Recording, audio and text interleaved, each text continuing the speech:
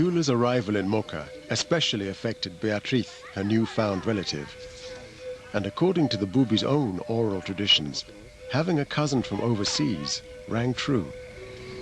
Nosotras también sentimos que es verdaderamente uno de aquí. Porque nuestras abuelas siempre nos contaban. We all feel that she is really one of us. Our grandparents told us that in the past we didn't have a big town like this, but lived in villages. Some of us lived near the sea, and my grandmother told me a story that in the past, when people went to the sea to go fishing or to hunt in the woods, if you left a girl on the beach and then went off, on your return you would find she had been taken away, and you just wouldn't know where she had gone.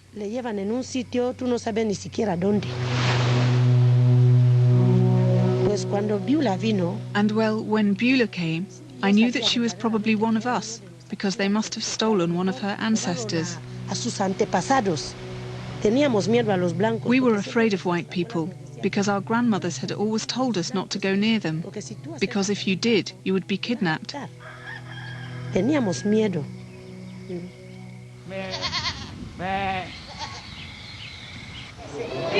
Beulah and Beatriz's genetic match cannot tell us when or where their common ancestor lived. But the arrival of a present-day relative from the West meant someone else to share family responsibilities with Beatriz. Ahora mismo que ya tengo una hermana fuera del país, me puede ayudar en mucho. Now that I have a sister from outside the country, she can help me in many ways. I have children in school now. But when my children graduate, Beulah could take one of them back with her. Then, when that child has learned a lot and become a person of substance, she will be able to help me. So now that I have met my sister, I hope that my life will change.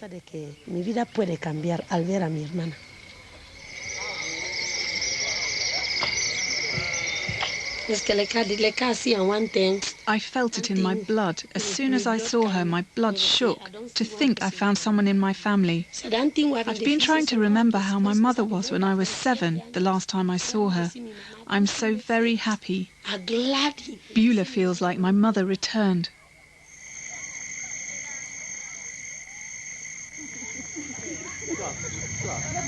As proof that the whole village accepted Beulah as a native of Mocha, they gave her a valuable plot of land.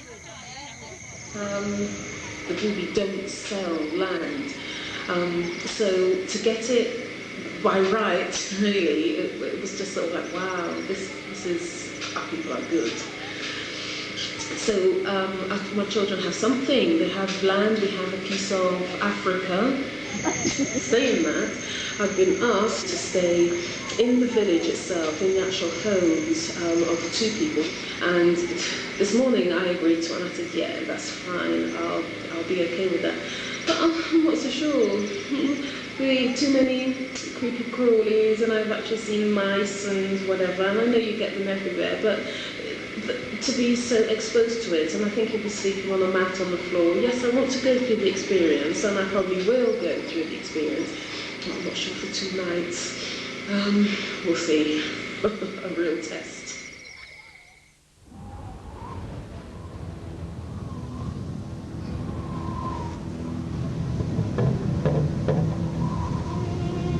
Mark's destination, southern Niger, where the pure desert of the Sahara meets the semi-arid scrub of the Sahel. Niger is the second poorest country in the world, and the southeast, where most of Niger's Kanouris live, is its most underdeveloped and remote region.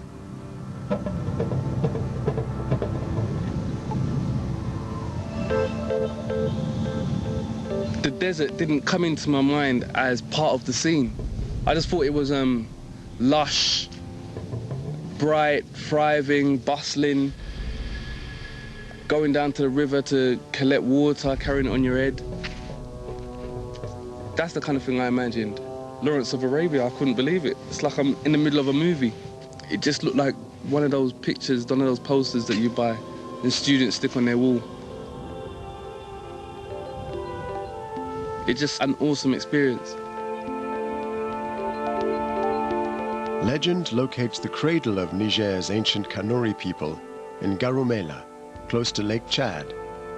By the 15th century, their Islamic empire had spread to dominate the region, trading all the way to the slave ports in present-day Nigeria and Benin, 800 miles to the south.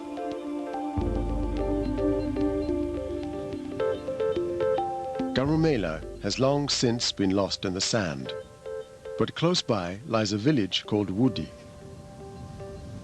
At last, Mark will meet his first Kanuris.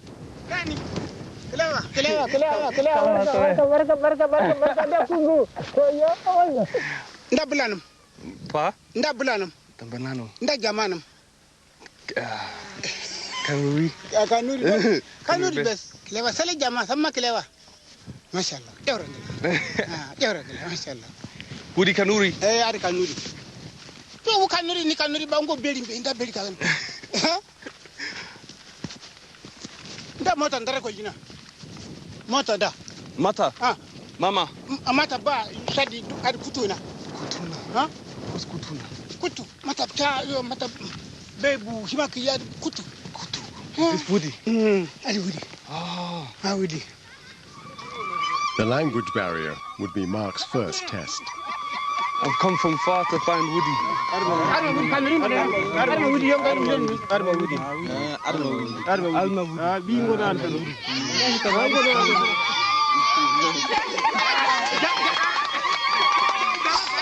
I've come from very, very far. Far away.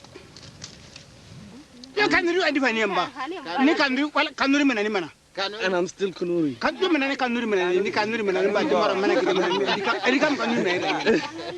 I am Kanuri. In Woody.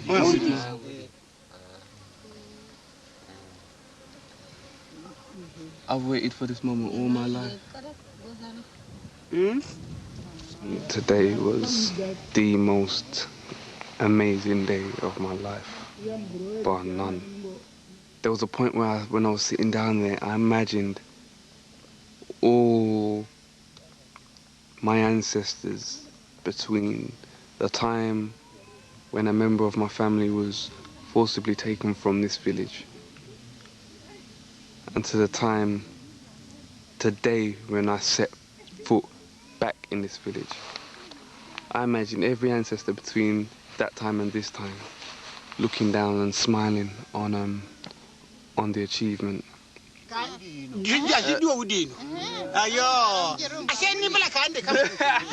is my home.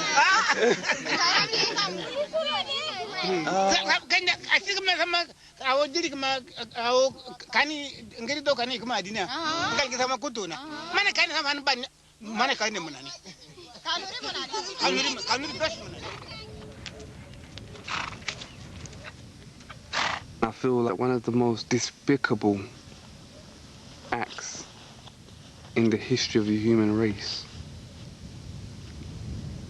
is the enslavement of human beings and the stripping of their human rights. We're not talking about an Auschwitz here.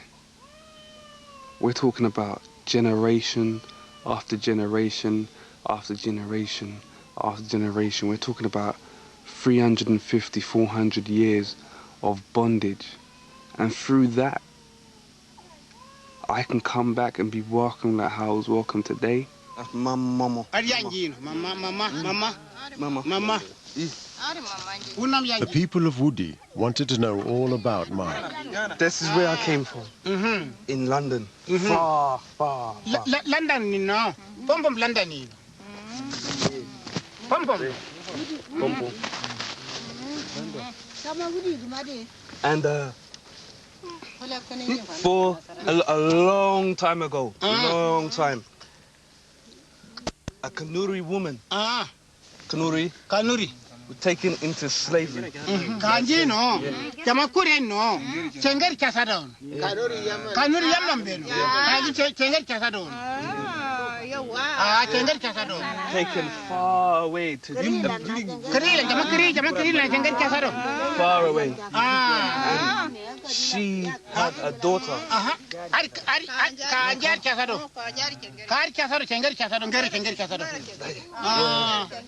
And I am a descendant of the woman that came from Kanuri. So I am Kanuri. From far away.